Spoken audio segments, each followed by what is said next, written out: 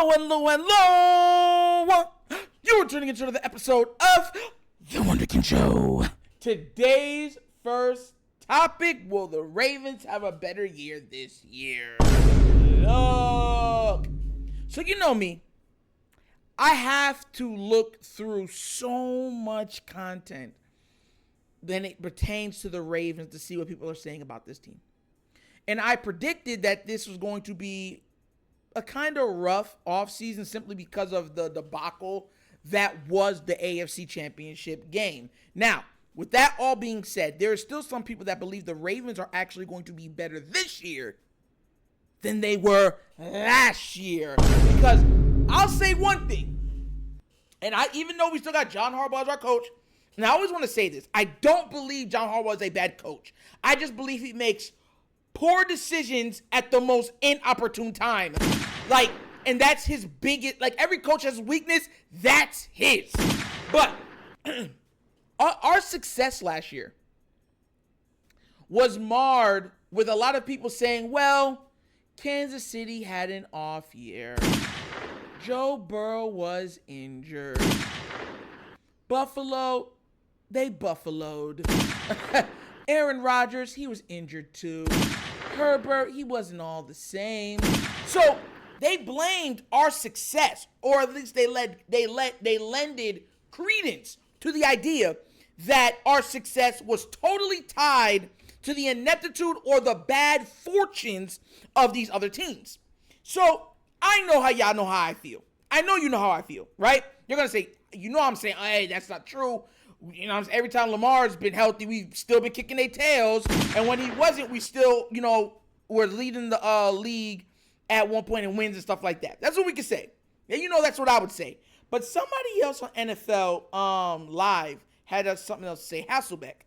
And I'm going to play what he had to say about the Baltimore Ravens' upcoming season, what he thinks their strengths are. So without further ado, I'm going to play this clip, and then we're going to break it down, all right? So before anything else, let's get this party started. It's been a busy offseason for the Ravens. The biggest move came, of course, when they signed Pro Bowl running back Derrick Henry, adding Henry to what was already one of the best rushing offenses in the NFL with Lamar Jackson at the helm. However, the Ravens did lose 3 starting offensive linemen this offseason. They'll rely on that second-round pick, Roger Rosengarten, to fill one of those spots likely. Tim, when you look at the Ravens offseason and now the draft, you think they've gotten better? I do think they've gotten better, and I think more important than any acquisition, any draft pick, anything like that is the fact that as we sat here a year ago, there were so many questions about what the offense would look like with Todd Monken. Would Lamar Jackson develop as a passer? And the answer now, as we sit here, is absolutely he did. And because Lamar has developed as a passer and now has a way better understanding of the offense, even with the departures that they've had, he's going to elevate the play of everybody around him. Young players, and I like you, Laura, I like the Tez Walker selection. I think that they have gotten it right with some of their other wide receivers. Isaiah Likely came along last year when Mark Andrews was injured. They're going to be a better football team, period. And I think all of it stems back to Lamar developing as a passer in the new offense. That is a bigger story to me than any acquisition, because he's going to elevate the play of everyone around him.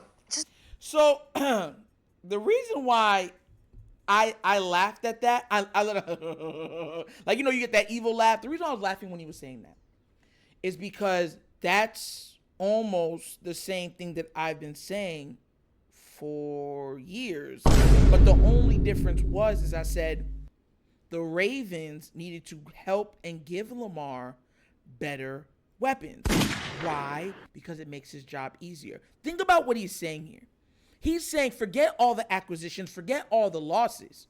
Lamar Jackson, the quarterback of the Baltimore Ravens, who nobody thought, he can only play in a Greg Roman offense, showed everybody he could play in a pass offense.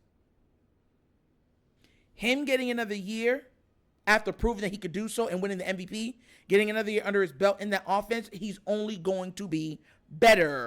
He's only going to be more fluid. He's only going to be more dynamic. He's only going to be more sound, more what's the word I'm looking for? More direct. I'm going to use the word direct in his decisions when distributing the ball. Why? Because he understands how people are going to attack him in that offense now. He understands what looks, what players play in certain things. And now, once again, the Ravens can now uncork the likely bottle. Once you pop that bottle of $300 wine, you better drink it. You feel me? And that's what's going on now. Make no mistake about this, right? Lamar Jackson is the engine that makes this team go. I do not care if you have been a Raven fan for 1 year or 20 years. That is fact. And I already know if we lose, he gets most of the blame. Why? Because he's the quarterback. That's the way this thing goes. But context is always needed. And I'm somebody that takes context very seriously. And if we, meaning the Ravens, meaning Lamar, has an extra year under their belt in the system, offensively speaking, that means Bateman's coming into training camp healthy. Zay's now a second. You already said it already. Zay's a second year in this offense, right? He's no longer a rookie. He's supposed to take his sophomore jump, right? Okay. Mark Andrews ain't coming in injured. Okay. You already got Likely there, and he's already shown you what he can do and what he can be. Okay. And you made the acquisition of who? A Derrick the King monstrosity Henry to then take off the running responsibilities that Lamar still had to carry since he's been the starting quarterback on this team. And you think that we ain't going to be much better? Oh! You know we're going to be much better. You know we have a chance to take this up another notch. And that's what I've been trying to get through to everybody's mind. Does that take away the bad taste of the AFC Championship game? No. It accentuates it. It makes it linger. Did you have to let it linger? That's what it does. But I always tell people, it's not always about the destination. It's about the journey.